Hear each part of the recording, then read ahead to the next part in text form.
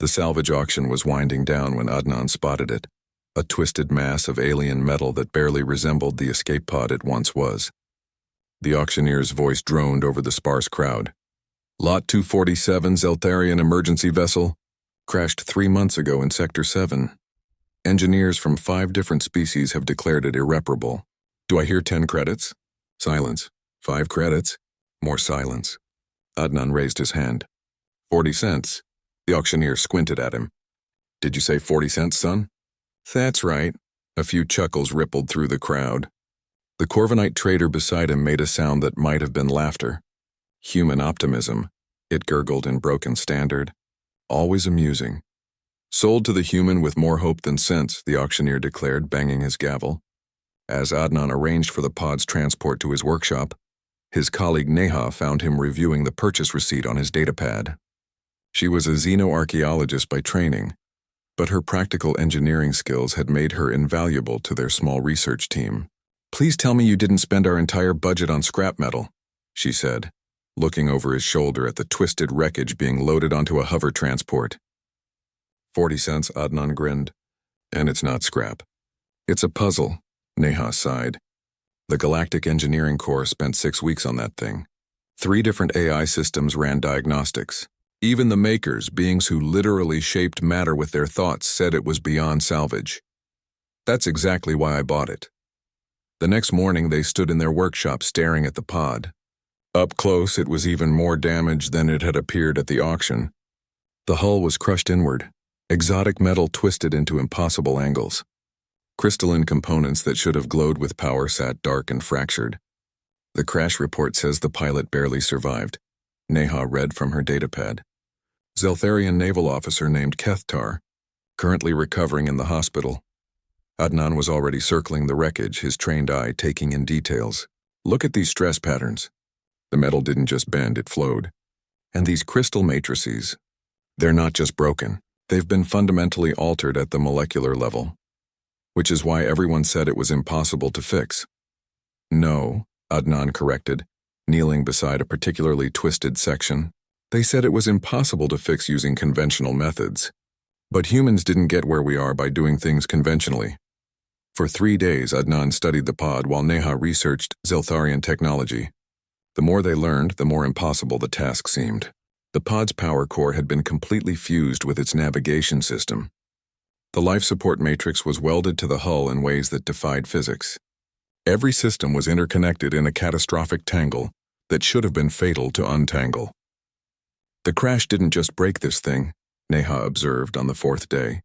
It evolved it, like the systems tried to adapt to survive the impact. Exactly. Adnan's eyes lit up. Everyone's been trying to fix what was broken. But what if we work with what it became instead? Where galactic engineers had tried to separate the fused systems, Adnan began to integrate them further. Instead of replacing the warped crystals, he found ways to channel energy through their new configurations. Where others saw chaos, he began to see a different kind of order, one born of desperation and survival instinct. Neha proved invaluable, her archaeological training helping her understand how the technology had adapted and evolved in its moment of crisis. Together they began to see patterns that the other engineers had missed. It's like biological healing, she realized on day 7. The systems didn't just break, they tried to repair themselves during the crash. They formed new connections, new pathways. And we're going to help them finish the job. Word spread through the salvage yards and engineering guilds. The humans were attempting the impossible again. Delegations came to watch, some amused, others curious, a few genuinely interested in what the bizarre problem solvers might accomplish. On day 12, something shifted. A faint glow appeared in one of the fractured crystals. By day 15, entire sections were humming with power. The gathered observers fell silent as systems that should never work together began to harmonize. That's impossible, whispered the Corvinite engineer who had laughed at the auction. Those frequencies should cancel each other out. Maybe in your understanding of physics, Neha replied with a smile. On day 18, Adnan placed his hand on what had once been the main control panel. The surface rippled like liquid, then solidified into a configuration no Zeltharian engineer would recognize, yet somehow felt perfectly natural. The pod rose 3 feet off the workshop floor. The watching crowd erupted. Phones and recording devices captured the moment as the unfixable craft hovered smoothly, its systems purring with an efficiency that exceeded original specifications. Later that day, Kethtar arrived at the workshop, having heard about their success. The Zeltharian pilot was tall and graceful, with the characteristic silver skin and multifaceted eyes of his species. He stared at his transformed vessel in wonder. "I don't understand," he said in perfect standard. "This is my pod, but it's more than it was before." "Sometimes," Adnan explained, "the best way to fix something isn't to restore it to what it was, but to help it become what it's trying to be." Kethtar ran his hands over the reformed controls. The interface responded to his touch, but in ways that felt more intuitive than the original design.